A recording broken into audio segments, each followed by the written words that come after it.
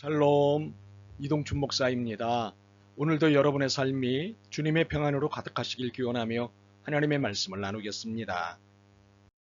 오늘 주시는 말씀은 누가복음 10장 36절과 37절의 말씀입니다. 내 생각에는 이 세 사람 중에 누가 강도 만난 자의 이웃이 되겠느냐? 이르되 자비를 베푼 자니이다.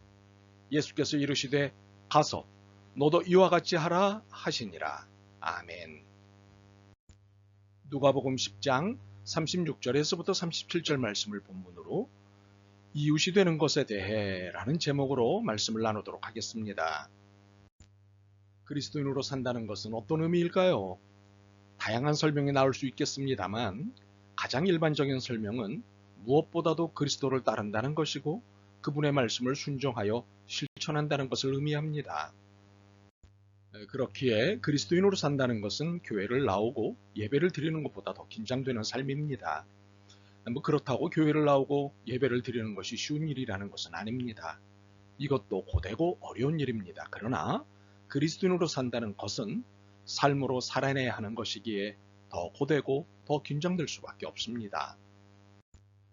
산다는 표현보다 살아내야 한다는 표현에 주목해 주시길 바랍니다.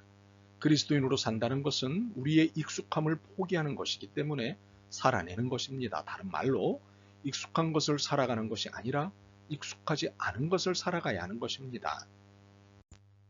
오늘 본문은 이 의미를 잘 드러내십니다. 본문의 키워드는 이웃입니다. 그리고 주제는 이웃으로 살아가라입니다. 그런데 이것은 우리에게 익숙한 이웃 개념이 아니고 우리가 살아오던 방식으로서의 이웃으로 살기가 아닙니다. 여기서의 개념은 익숙한 것들로부터의 결별이 요청되고 있습니다. 오늘 본문은 어떤 율법교사가 예수님을 시험하고자 벌인 시비에서 시작합니다. 25절입니다. 예수 선생님, 내가 영생을 얻으려면 무엇을 하면 되겠습니까? 율법교사는 영생을 얻는 방법에 대해 질문을 하였습니다. 이에 대한 예수님의 대답은 역질문이었습니다. 율법에 영생을 얻으려면 무엇을 해야 한다고 쓰여 있어? 그게 무슨 의미라고 알고 있어? 그러자 율법교사는 자신있게 대답을 했습니다. 마음과 목숨과 힘과 뜻을 다하여 하나님을 사랑하고 내 이웃을 내 몸과 같이 사랑하라고 하셨소. 이 대답에 예수님은 칭찬을 아끼지 않으셨습니다. 옳소, 맞소. 그리고는 매우 중요한 지적을 하셨습니다. 이대로 행하시오. 이대로 사시오. 이 말씀이 율법교사는 네 하면 됐습니다. 그런데 그는 네 대신 잘난 체를 했습니다. 그러면 누가 저의 이웃입니까? 이 질문을 받으신 예수님은 그 양반 잘난 체가 심하시네 라고 하실 만한데 그러지 않으셨습니다. 친절하게 강도 만난 사람을 구해준 착한 사마리아 사람 이야기를 하셨습니다. 이 이야기는 정말 알아듣기 쉬웠습니다. 쉽게 이해할 수 있는 이 이야기를 들려주신 후 질문을 하셨습니다. 당신 생각에 이 세 사람 중에 누가 강도 만난 사람의 이웃이겠소? 아마도 율법교사는 당황하며 답을 했을 것 같습니다. 자비를 베푼 사마리아 사람입니다. 이에 예수님의 권고는 조금 전과 같았습니다. 가서 이 사람처럼 사시오. 우리는 이 사건이자 이야기에서 이웃에 대한 새로운 정의를 내리셨음을 알 수 있습니다. 이는 매우 구별된 이해를 해야 하는 것입니다. 우리는 일반적으로 나 이외의 모든 사람, 즉 부모와 자식, 부부까지도 포함한 타자의 범주 안에 드는 모든 관계는 이웃이 됩니다. 그런데 그리스도교는 이보다 더 구별된 이웃 개념을 제시합니다. 단순히 타자라는 이유에 국한해서 이웃이라 하지 않습니다. 무엇보다도 그리스도교의 이웃은 피해자 중심의 개념입니다. 예수님께서 강도당한 사람에게 이웃은 사마리아 사람이라고 하셨을 때 이 말은 동시에 사마리아 사람에게 이웃은 강도당한 사람이란 의미도 되는 것입니다. 이웃은 가해자인 강도가 아니라 강도에게 당한 피해자가 이웃이라는 것입니다. 그리고 그리스도교의 이웃은 은혜를 베푸는 자라는 개념입니다. 강도에게 당한 사람을 본 사람이라고 다 이웃이 아니라는 것입니다. 강도에게 당한 사람을 사마리아 사람만 본 것이 아니었습니다. 종교 지도자인 제사장과 가문을 자랑하는 고급 계층의 레위 사람도 강도에게 당한 사람을 보았습니다. 일반적인 이해로는 이들도 이웃입니다. 그러나 예수님은 이들을 이웃이라고 말하지 않으셨습니다. 오직 사마리아 사람, 은혜를 베푼 이 사람만을 이웃이라고 하셨습니다. 그러므로 이 두 개념, 피해자 중심의 이웃 개념, 은혜를 베푸는 자라는 이웃 개념에 의해서만 내가 누군가의 이웃이 되고 누군가가 내 이웃이 되는 것입니다. 모든 타자가 다 이웃이 되는 것은 아닙니다. 좀 냉정해 보이죠? 그럴 수밖에 없습니다. 그리스도교는 십자가의 복음이기 때문입니다.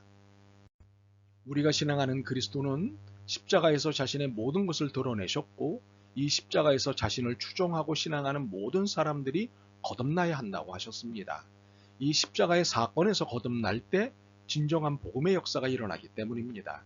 십자가는 고난과 죽음 그리고 부활입니다. 결코 이 세상의 방식이나 내용이 아닙니다. 고난을 피하지 않고 죽음을 맞이합니다. 그리고 영생을 얻습니다. 이것이 복음입니다. 그러므로 고난과 죽음을 만난 피해자의 곁이 되어 이웃이 되고 이들의 필요를 해결해 주는 은혜 베풀매 행위를 통해 이웃이 되어야 합니다. 이렇게 이웃됨의 삶을 살아야 복음을 만난 것이고 영생을 얻은 것이 됩니다. 이 메시지의 발단인 25절의 질문에 주목해야 합니다. 선생님, 내가 무엇을 하여야 영생을 얻으리까? 이 메시지에는 이웃됨과 영생이 묶여 있습니다. 매우 단호하게 말입니다. 그렇다면 우리가 이웃으로 살아가기 위해 취해야 할 시대적 행위는 어떤 것이 있을까요? 먼저는 국가 권력에 의해 피해자로 살고 있는 이웃들의 이웃이 되는 것입니다. 세월호 참사자와 유가족들, 이태원 참사자와 유가족들, 양심수들, 위안부 할머니들, 5.18 광주민중항쟁 희생자와 유가족들, 4.3 제주항쟁 희생자와 유가족들, 국가범죄에 의해 희생된 분들 등 이분들이 이웃이 되는 것입니다. 그리고 자본 권력에 의해 피해자로 살고 있는 이웃들이 이웃이 되는 것입니다. 비정규직 노동자들, 임차인들 등과 같은 분들의 이웃이 되는 것입니다. 그리고 계급 권력에 의해 피해자로 살고 있는 이웃들이 이웃이 되는 것입니다. 가부장제의 피해자들, 성폭력 피해자들, 가정폭력 피해자들 등과 같은 분들의 이웃이 되는 것입니다. 그리고 체제 및 식민 권력에 의해 피해자로 살고 있는 이웃들의 이웃이 되는 것입니다. 난민들, 전쟁 피해자들, 빈민국 사람들, 제3세계 등과 같은 분들의 이웃이 되는 것입니다. 그리고 인간 권력의 피해자로 살고 있는 자연과 동물들의 이웃이 되는 것입니다. 슬프게도 이 땅에는 각종 폭력에 의해 희생된 분들이 너무 많습니다. 심지어 쥐도새도 모르게 죽기도 했습니다. 이러한 희생과 피해의 상당수가 폭군들의 권력에 의해 은폐되어 있습니다. 거대한 국가 권력, 자본 권력, 계급 권력, 체제 및 식민 권력, 인간 권력 등에 의해 묻혔거나 숨죽인 채 살아가고 있습니다. 예수님께서 말씀하신 것은 이러한 억울한 피해자들의 이웃이 되라고 하셨습니다. 그런데 긴장해야 할 것은 이 삶을 영생을 얻는 삶이라고 하셨다는 사실입니다. 우리의 궁극이 영생인데 이를 얻지 못한다면 이 얼마나 헛된 신앙생활일까요? 그러므로 고통스러운 사연을 가진 피해자들의 이웃이 되는 것, 그들의 아픔을 해결하는 데 함께 해주는 것, 이것은 그 어떤 신앙생활보다 우선해야 할 신앙생활입니다. 주님 앞에서는 그날까지 언제나 고난당하는 고난당하는 그들과 함께 하는 우리였으면 좋겠습니다. 아멘. 주님, 단지 타인이면 모두가 이웃인 줄 알았습니다. 그러나 피해자이자 약자이자 아픔을 가진 이웃이 누구보다 우선 챙겨야 할 이웃인 것을 알았습니다. 이제 이들을 잘 챙기며 살겠습니다. 주님의 영광을 위해 바르게 살 수 있도록 용기와 믿음을 주옵소서. 예수 그리스도의 이름으로 기도드립니다. 아멘. 오늘도 여러분의 믿음과 삶을 응원합니다. 사랑합니다.